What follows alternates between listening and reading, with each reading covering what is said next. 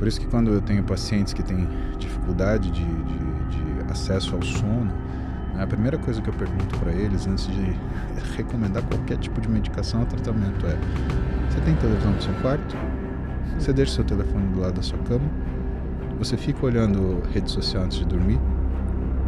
Essa comunicação, ela é mais próxima da ansiedade do que, na verdade, do que é a necessidade que a gente tem de se controlar numa fase antes do sono.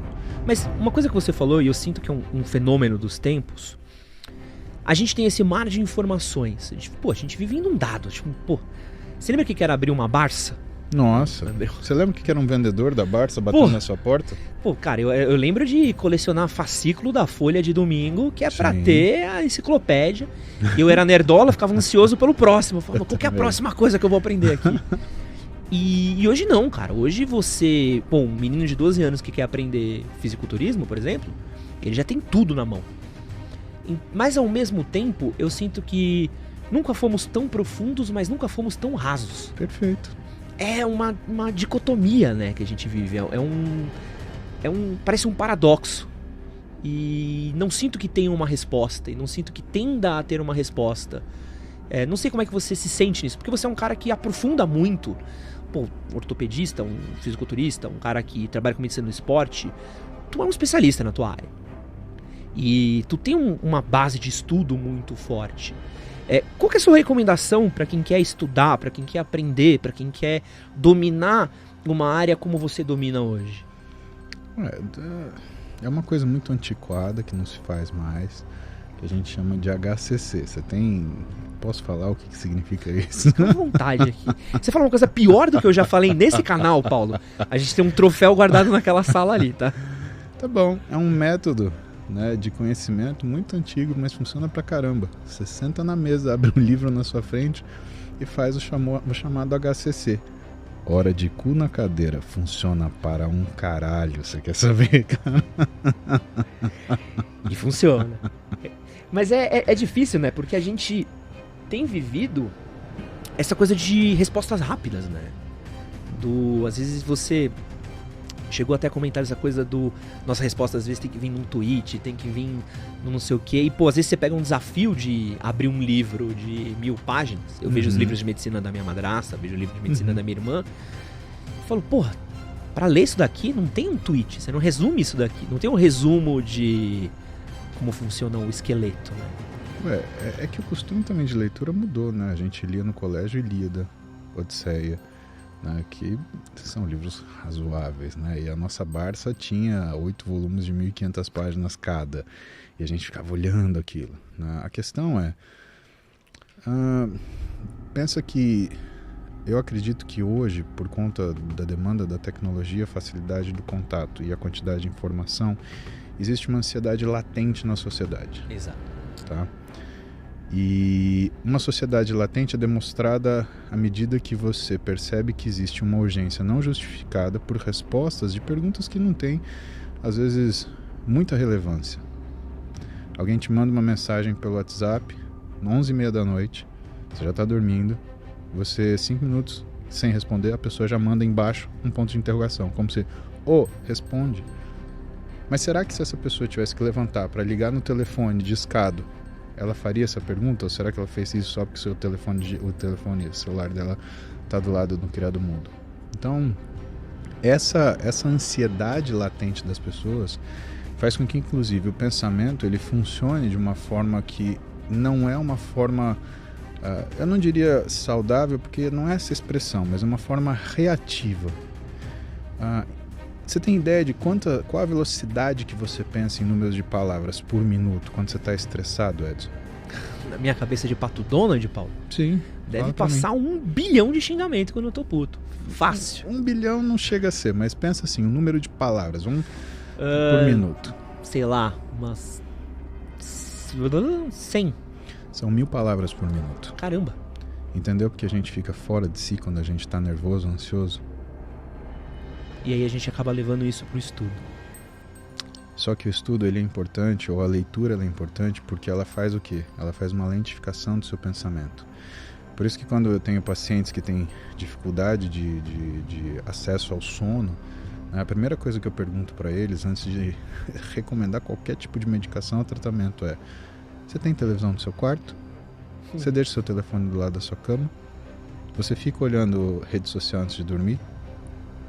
Essa comunicação, ela é mais próxima da ansiedade do que, na verdade, do que é a necessidade que a gente tem de se controlar numa fase antes do sono. Por que você pegar um livro te faz bem à noite? Porque quando você abre um livro e começa a ler, você obriga a tua mente a funcionar na velocidade da sua leitura. Então aquilo te desacelera e te coloca num ponto bom para dormir. Se você teve uma apreensão boa, você vai sonhar com aquilo que é a última coisa que você leu, de alguma forma. Porque é assim que as memórias processam no nosso cérebro, né? A gente junta tudo num lugar chamado hipocampo.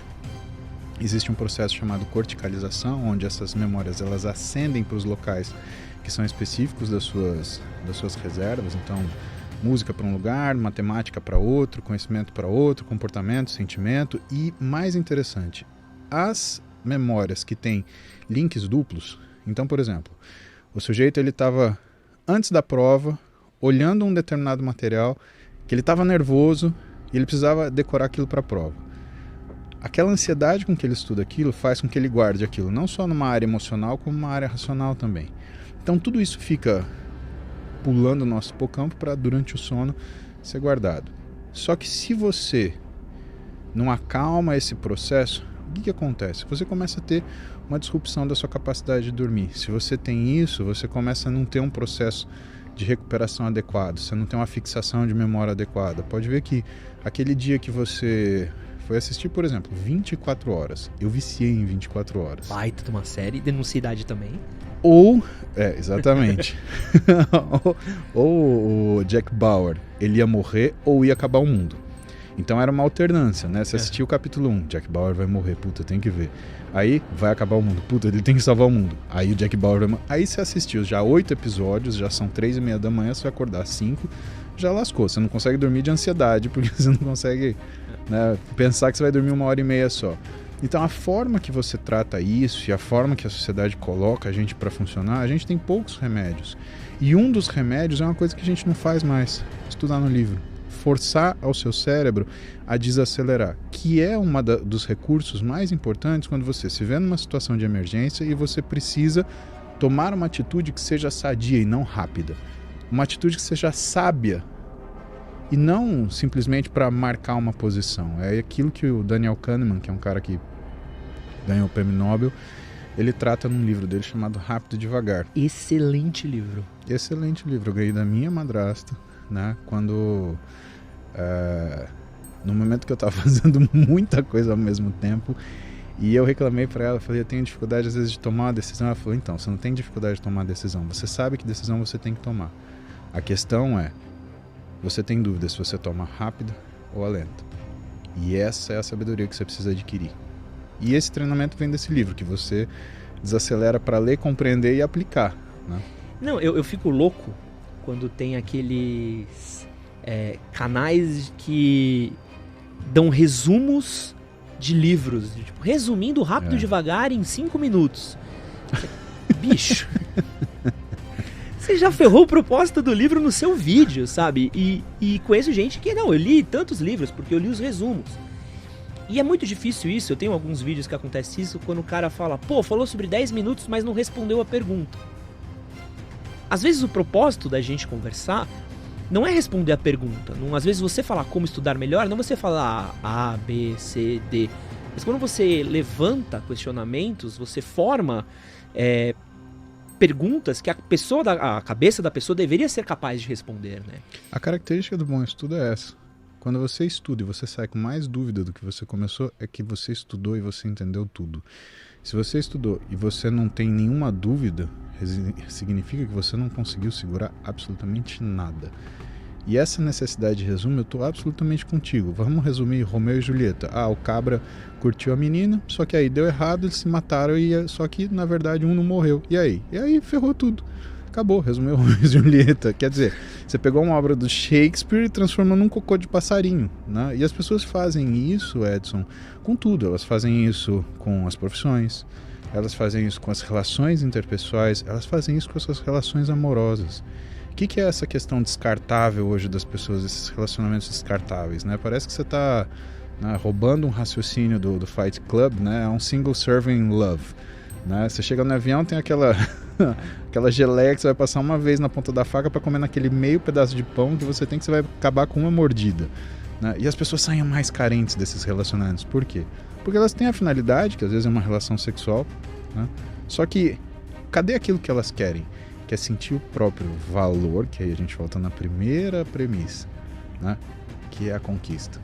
Esse que é a brincadeira, esse que é o fight. Você se considera um romântico, Paulo? Eu acho difícil a gente pensar nesse termo, né? Romantismo, porque a gente olha o romântico como se fosse um sonhador e que nada vai satisfazê-lo, porque tudo é uma ideação da realidade. Quando a gente pega, por exemplo, escritores românticos brasileiros, né? Você pega Álvares de Azevedo, você pega todos os caras da geração dele, eram caras que, vamos resumir, tinham menos de 30 anos, malemar tinham 20, tinham vidas boêmias, festejavam quando pegavam tuberculose e morriam virgens. Então não, eu não sou um romântico de jeito nenhum. Eu sou uma pessoa extremamente pragmática, extremamente pé no chão e que sabe que para chegar onde eu quero chegar, existem etapas que têm que ser obedecidas para eu atingir o prazer que eu quero ter. Eu quero o prazer completo, eu não quero mais ou menos. Eu não quero ter a mulher que eu desejo, eu quero que a mulher que eu me desejo me deseje. Essa é outra conversa.